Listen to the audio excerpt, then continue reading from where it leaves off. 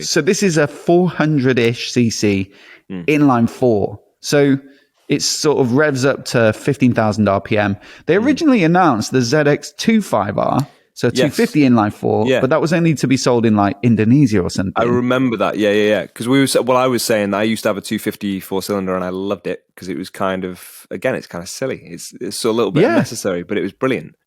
And also, you know, these bikes are so well received on YouTube, I think, because they do remind people of those sort of small inline fours from the 90s and stuff that you used to race round on, and you'd be like full throttle everywhere you go, and they'd rev up and make a heck of a noise. Yeah. This 400 version looks to be the sort of global iteration, I suppose, of that 25R or 25RR. So I think there might be two levels of spec. And it should, I think it redlines rather at around 15,000 RPM. Brilliant. And it will sound fantastic. Yeah. There's some clips, actually. I'd recommend going off and finding those on YouTube, on the Kawasaki YouTube channel, but also think of the 25RR on the Kawasaki Indonesia YouTube channel. There's a couple of different clips where they've taken it on track and fully nailed it, but also fitted it with like a race system. And it does sound like phenomenal. And there's not many bikes that are going to sound like that on the market. No. I think when you look at a 400 little sports bike, you may be thinking of like Ninja 400 replacement, but this is a completely different thing. This is not like a beginner entry-level sports bike.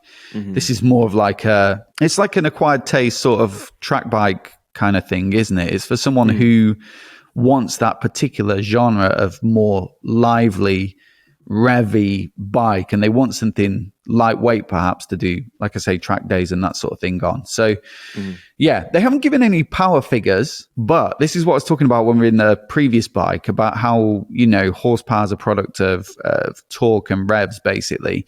And they said do 26 pound-feet of torque at 11,000 RPM, so that's about 35 Newton meters.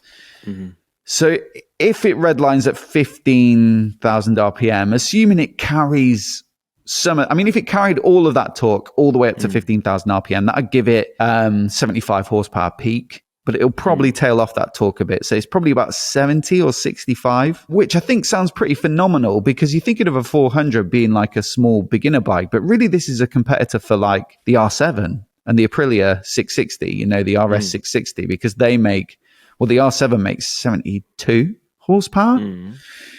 The Aprilia makes a bit more, but still, this is like playing in that sort of middleweight, slightly more advanced, possible to do track days kind of sports bikes, but just with like a completely different flavor of engine. What was the inline four that you had then that was a 250? Yeah, 250. It was a Kawasaki ZR 250. They had a ZZR 250, I think, for European market, but this one they only sold in Australia, I think, in that kind of region, and it was otherwise known as a Balius as well. But it was like a little bit like a Suzuki Bandit looking thing, so a naked ZR 250.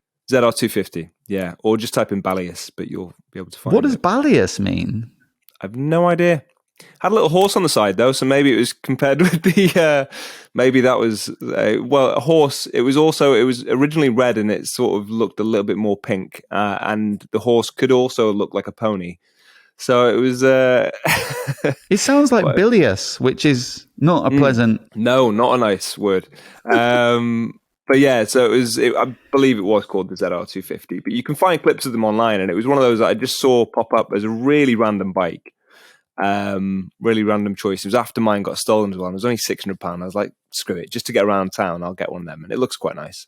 And it was great fun because it sounded like a GP bike, because it would rev. It would go, I think it was past 15,000, but it would rev high. So yeah, you could really scream it off. So you were going everywhere in first gear, basically, to try and impress people. Basically, yeah, with the little like thimble pistons firing up and down. But it was good fun. That's like what is that in cc? That's like 62.5 per cylinder.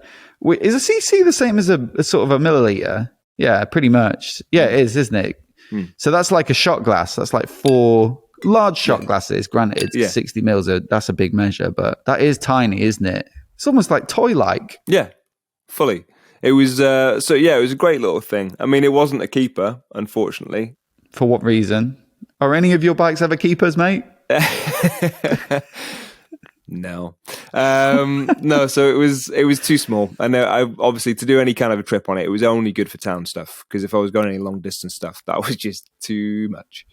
But yeah, cool, I kind of wish I'd have kept that, because it was super cheap and I could have done something quite fun with it as a little custom job. 40 horsepower, it says, according to motorcyclespecs.co.za. Sounds about right, but then, like we say, it was because you could rev the tits off the thing. 14,000 RPM it makes its peak power. Yeah. Sounds very similar to this. Maybe the new ZX-25R is a bilious with the with a new fairing on it. This is the Kawasaki bilious. Yeah. Yeah, Kawasaki. Yeah, bilious.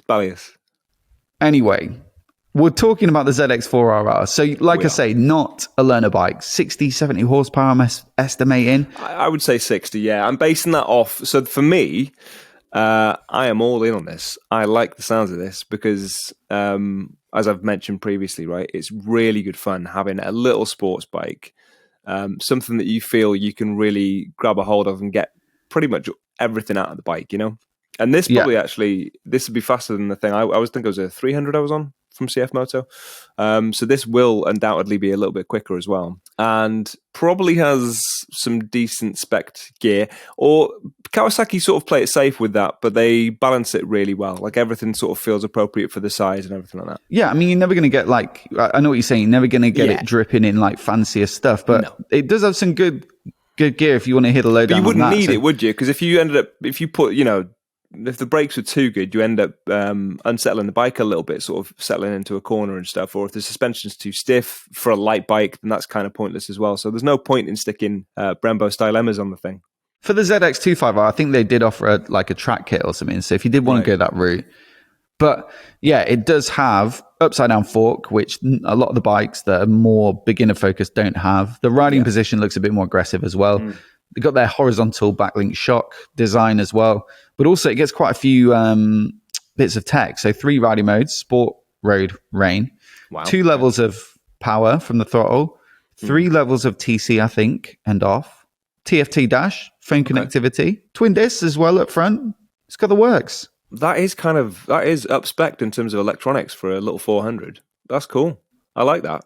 But yeah, it sort of sets me in mind of the old sort of CBR 400s. There was a whole wave of them it was the 90s, wasn't it? Where they had a load of little sports bikes that can be a weapon in the right hands. Honestly, if you get behind someone on a VFR 400, they will, if it's the right kind of rider on a track, they'll be doing well. For me, this one, the enjoyment of it, I think hinges a little bit on the gearing. Because if it revs up to 15,000 RPM, if I'm unable to access that, like basically in second gear, you want to be able to have it sort of at between, let's say, 11 and 14, don't you? Yeah. At road speeds. If that's well above road speeds, then it's really not going to make for that much fun of a road bike. And it might be more track biased. And that's the only risk for me with it being so revvy is like, even with the CB650R, I felt a little bit like this isn't as fun as an MT-07 because the party's in the mid-range with the MT-07. And same with the Hornet, the party's in the mid-range as well there. Yeah. Whereas the party's right, it's on the upper floors with the CB650R. And if that's the same here, it could be even more the case because there's less capacity. Could be. Then it might be a bit like, great idea, but actually in practice, is it a little bit... Because it's blatantly going to feel flat as F, isn't it, in the mid-range to keep it family friendly. I mean, hopefully they've given it some shorter gears then, shorter gearing. Because something on the Z900, they've got relatively sort of short gears on that to make it punchy. And then I think an overdrive in the 6th gear. So there's ways of doing it. And I'm sure Kawasaki's across that. So I'm sure it'll be good fun. I don't know, mate. I actually think my 5 minutes of thinking about it may be equal to, if not better than, Kawasaki's whole R&D team. Possibly. And therein lies the problem with motorcycle YouTube channels /podcasts. Anyway, don't think about it too much because then you'll get existential and then we won't be able to make podcasts. So the only big sticking point again is going to be the price. Like, it's got to be competitive. You know, the RS660 is such a fun bike, brilliant, and you can get those for nine to 10 grand new because the dealer's always discounting them. And I tried one at Superbike Factory the other day for like 200 miles on it, 300 miles on it, and that was like eight and a half grand. You didn't get Kawasaki reliability, but that's sort of giving you some idea. The R7, what's that at the moment? I think that's about 9 grand. Yeah, 8,910. So it's got to be around that 8 to 9 grand price point. Although it does have, I think, a really strong USP. There's no other little inline fours that'll scream like that. So maybe that's enough to push that price up a little bit, but not too much. My guess is, I mean, they're going to have to come in lower than the R7 or the 660 for me. Punchy, to sell them, I think, because otherwise, because a lot of people are wowed by the size of it and the horsepower, the figures, you know. So I think when they look at a 400, they don't want to be spending the same sort of money. As silly as it might be, you know, they don't want to spend the same sort of money. Depending what's on it, you know. Yes. All right. Well, let's keep an eye on that one. One to try and get us a little test on as well, I think. Yeah. And then, we'll deliver the verdict. But price and gearing are my big questions there.